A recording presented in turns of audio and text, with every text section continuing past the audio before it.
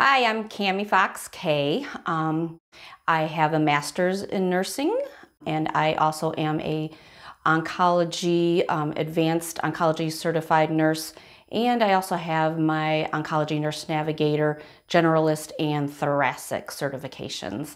I have been a nurse for 32 years in oncology, almost 33. My current working environment is at a community hospital where we do not own any of the medical oncology practices. So I work very closely with two medical oncology practices so that we can provide care for the lung cancer patients. My name is Lauren Welch. I'm a nurse practitioner. I work at Tennessee Oncology in Nashville, Tennessee. I have been in nursing for 11 years and with Tennessee Oncology for 6 of those. I have worked in the drug development unit, which is our phase 1 clinical trial unit, for the last 5 years. I work with a thoracic oncologist, so see almost exclusively lung cancer, a little bit of head and neck.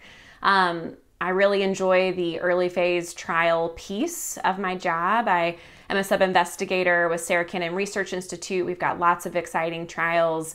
My name is Kathy Simmons, and I have my bachelor's in nursing. I also have my certification for certified generalist and my ONN certified generalist thoracic. I'm currently, I've been an RN for 42 years. I've worked in the oncology field for the past 6 years. I'm employed by HCA and Sarah Cannon Cancer Research, and I cover actually 3 different hospitals in the Dallas area. Some of the best aspects of being an oncology nurse is that we're always on the cutting edge of things. And some of the most exciting things that have happened in the last 10 years have been in lung cancer. And I feel grateful that I've been able to be a part in being a thoracic oncology nurse navigator since about 2012. And in that time, we had the targeted agents, the EGFR and Tarceva. And I had a lot of patients on that because the area I was working in has a high smoking rate, and we also have a bunch of factories in the area. So I really worked a lot with patients back when there was just Tarceva. And then all of a sudden, we got more and more agents, and we learned more and more about mutations, the ALK mutations, and then all of a sudden immunotherapy comes into the lung cancer world, and it has really changed a lot for my patients and has really brought us all into a different realm where we see patients living longer and longer with lung cancer. I have patients that have been on, various different therapies for 2 to 3 years as a stage 3 or 4. So it's really an exciting time. The next generation sequencing and the liquid biopsy, it's also very exciting. Yeah, when I reflect on the past 10 years, the developments in treatment for non-small cell lung cancer, it really is amazing. It wasn't until 2015, I believe, when nivolumab received its first IO approval in non-small cell lung cancer. And since then, there have been numerous PD-1 and PD-L1 inhibitors approved for metastatic and also locally advanced non-small cell lung cancer.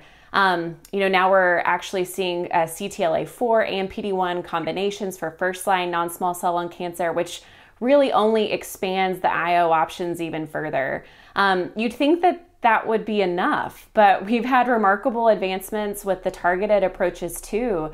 Like Cami mentioned, it used to be that all we had was erlotinib or Tarceva for our EGFR mutated patients.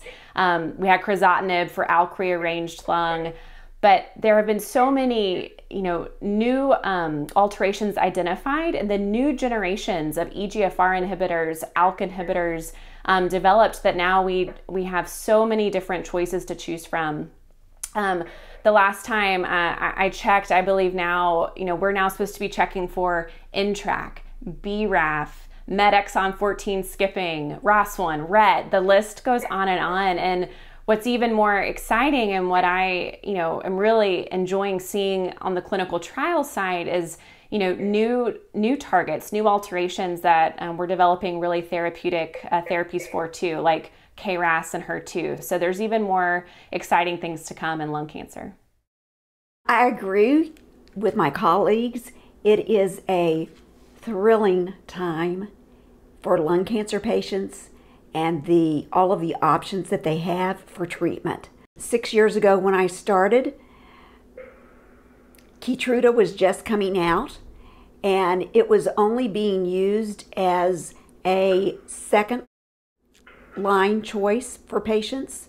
They would have had to have already failed traditional chemotherapy, or they had obviously disease progression.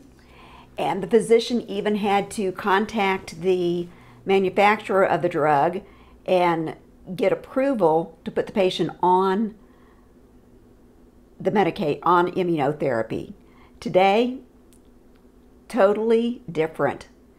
You can see patients being started on immunotherapy in conjunction with chemotherapy, or you can see them started on immunotherapy as a first-line treatment. So it's a very exciting time. I am thrilled to be able to offer genuine reassurance to my patients that there are so many options for them now and that they can truly have a longer lifespan.